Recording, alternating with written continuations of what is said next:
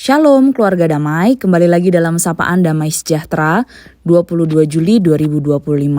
Mari Bapak Ibu Saudara, sebelum kita merenungkan firman Tuhan, kita mau bersama-sama bersatu di dalam doa. Mari kita berdoa. Tuhan Yesus, kami mengucap syukur kalau hari ini Tuhan memberikan hari yang baru bagi setiap kami. Kami bersyukur untuk kasih setia Tuhan yang selalu menuntun dan menyertai langkah hidup kami. Kami bersyukur bahwa Tuhan selalu mengasihi kami apa adanya. Sebagaimana diri kami, Engkau mengasihi kami. Dan kami rindu ya Tuhan, kasih yang daripada Tuhan itu sendirilah yang boleh terus mengajarkan kami tentang kasih dan melakukan kasih itu di dalam kehidupan kami. Sebentar kami akan belajar firman Tuhan. Kiranya Tuhan sendiri yang menolong kami untuk kami boleh mengerti firman Tuhan. Allah Roh Kudus mampukan kami untuk juga boleh melakukannya di dalam kehidupan kami. Sehingga kasih Kristus yang sudah kami terima itu boleh kami lakukan juga dalam kehidupan kami. Terima kasih Tuhan, berbicaralah kepada setiap kami siap mendengarnya. Dalam nama Tuhan Yesus kami berdoa. Amin. Keluarga damai, pada hari ini kita akan merenungkan kebenaran firman Tuhan dengan tema sesama tak harus sama. Firman Tuhan yang hari ini akan kita sama-sama baca terambil dalam Lukas 10 ayat 25 sampai dengan ayatnya yang ke-37. Lukas 10 ayat yang ke-25 hingga ayat yang ke-27 saya akan bacakan dalam terjemahan baru versi kedua. Demikian bunyi firman Tuhan. Orang Samaria yang murah hati. Kemudian berdirilah seorang ahli Taurat untuk mencobai Yesus, katanya, "Guru, apa yang harus kuperbuat untuk memperoleh hidup yang kekal?" Jawab Yesus kepadanya, "Apa yang tertulis dalam hukum Taurat? Apa yang kau baca di dalamnya?" Jawab orang itu, "Kasihilah Tuhan Allahmu dengan segenap hatimu, dan dengan segenap jiwamu, dan dengan segenap kekuatanmu, dan dengan segenap akal budimu, dan kasihilah sesamamu manusia seperti dirimu sendiri." Kata Yesus kepadanya, "Jawabmu itu benar, perbuatlah demikian, maka engkau akan hidup." Tetapi untuk membenarkan dirinya, orang itu berkata kepada Yesus, "Dan siapakah sesamaku manusia?" Jawab Yesus, "Adalah seorang yang turun dari Yerusalem ke Yeriko. Ia jatuh ke tangan penyamun-penyamun yang bukan saja merampoknya habis-habisan, tetapi juga memukulnya.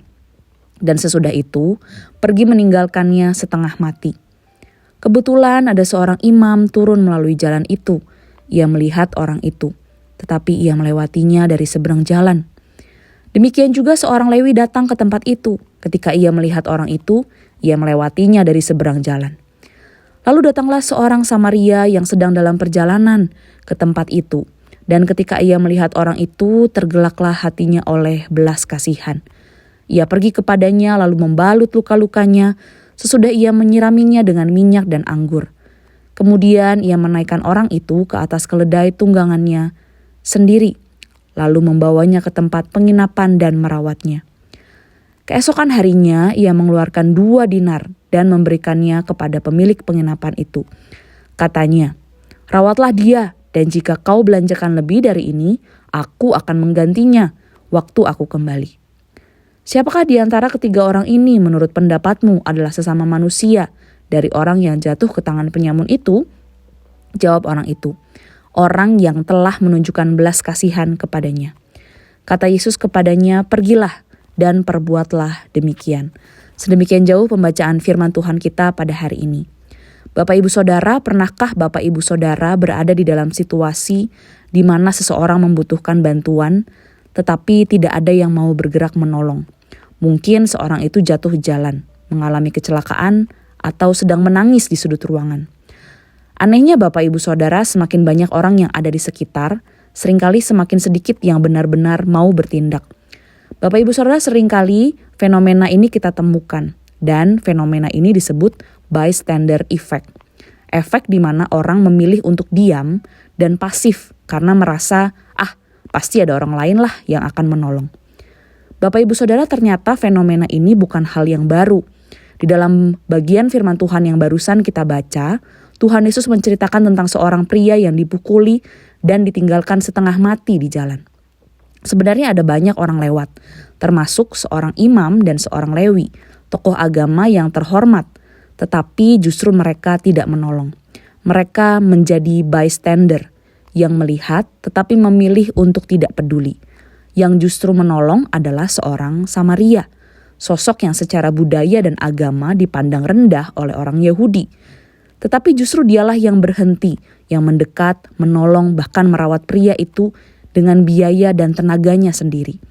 Orang Samaria ini menolak menjadi penonton pasif dan memilih menjadi pribadi yang peduli. Bapak Ibu Saudara, jika kita baca bagian firman Tuhan ini, sebenarnya berlatar belakang sebuah kisah tentang seorang ahli Taurat yang justru mencoba Yesus, yang bertanya, harus kuperbuat apa untuk memperoleh hidup yang kekal? Tuhan Yesus bertanya, apa yang tertulis dalam hukum Taurat, apa yang kau baca di sana? Dan orang itu tahu perintahnya, kasihilah Tuhan Allahmu dengan segenap hatimu, dan dengan segenap jiwamu, dan dengan segenap kekuatanmu, dan dengan segenap akal budimu, dan kasihilah sesama manusia seperti dirimu sendiri. Kata Yesus kepadanya, jawabmu itu benar, perbuatlah demikian, maka engkau akan hidup. Tetapi kalau kita lihat, untuk membenarkan dirinya, orang itu berkata, dan siapakah sesamaku manusia?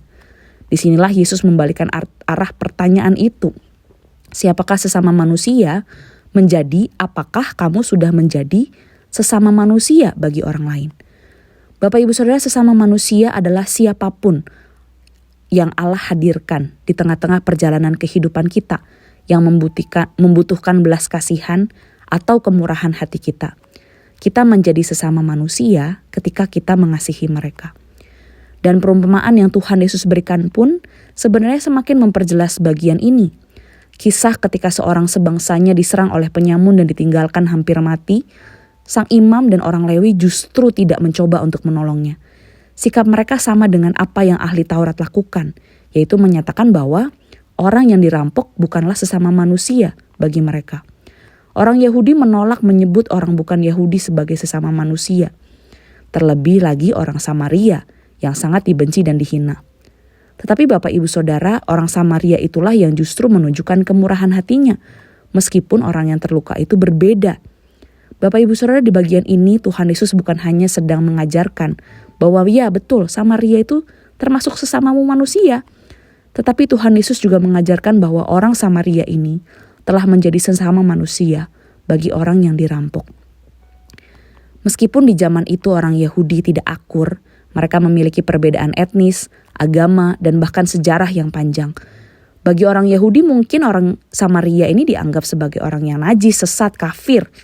Tetapi justru dalam bagian ini Tuhan Yesus menunjukkan meskipun berbeda, tetapi orang Samaria itu tetap menunjukkan kasih dan keramahan yang sejati.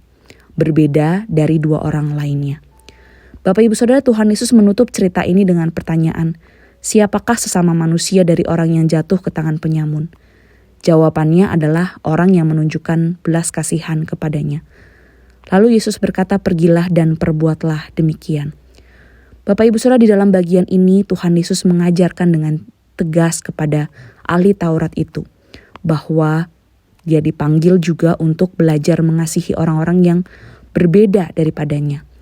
Dan hal ini bukan hanya sekedar Tuhan Yesus ajarkan, justru Tuhan Yesus membuktikannya. Tuhan Yesus adalah juru selamat yang membuktikan dirinya sebagai pribadi yang paling mengasihi sesama manusia. Dahulu kita adalah orang-orang asing. Kita adalah pembenci Allah, kita adalah musuh Allah, mati di dalam dosa. Tetapi melalui anugerahnya, Yesus Kristus telah membawa kita kembali kepada Allah. Di dalam Roma 5 ayat ke-8 dikatakan, akan tetapi Allah menunjukkan kasih-Nya kepada kita, oleh karena Kristus telah mati untuk kita, ketika kita masih berdosa. Ketika kita masih jadi musuh Allah, Allah menunjukkan kasih-Nya. Allah memilih untuk menyatakan kasih-Nya yang besar kepada kita orang-orang yang berdosa. Dan sebagai respon atas anugerah keselamatan yang telah Allah berikan kepada kita, Dia mengajarkan kita untuk ramah, mengasihi seorang terhadap yang lain, penuh kasih mesra dan saling mengampuni, sebagaimana Allah di dalam Kristus Yesus telah mengampuni kamu, yang terambil dalam Efesus 4 ayat 32. Bapak Ibu Saudara, mengasihi sesama manusia merupakan respon hati kita, bukan lagi karena kewajiban hukum, tetapi respon karena Yesus sudah sangat mengasihi kita dan menolong kita juga untuk belajar mengasihi sesama. Mari Bapak Ibu Saudara, kita meminta kepada Allah yang penuh kasih itu untuk memberikan kepekaan di dalam hati kita, peka menolong dan memperhatikan, sehingga keramahan kita adalah keramahan yang lahir dari kasih Allah.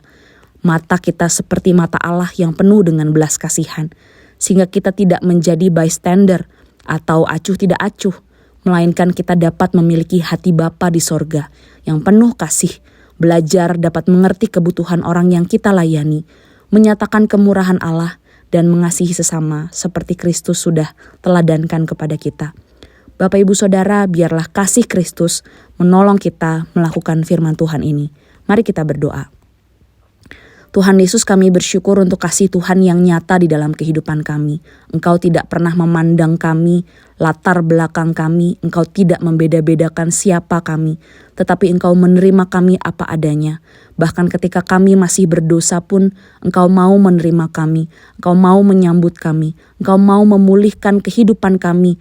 Dari dahulu kami adalah musuh, tetapi saat ini ya Tuhan, kami bersyukur karena kami boleh menerima kasih Tuhan. Kasih yang besar yang Tuhan berikan buat kami. Dan kami percaya kasih yang besar itu juga yang akan memampukan kami untuk belajar mengasihi sesama kami. Bahkan orang-orang yang berbeda dengan kami. Tolong kami ya Tuhan, seringkali tidak mudah untuk melakukan bagian firman Tuhan ini, tapi kami percaya bahwa kasih Kristus yang ada di dalam kehidupan kami itulah yang sanggup menolong kami untuk melakukan firman Tuhan ini. Terima kasih Tuhan Yesus, di dalam nama Tuhan Yesus kami berdoa dan mengucap syukur. Amin. Selamat beraktivitas Bapak Ibu Saudara, selamat mengasihi dari kasih Kristus. Amin.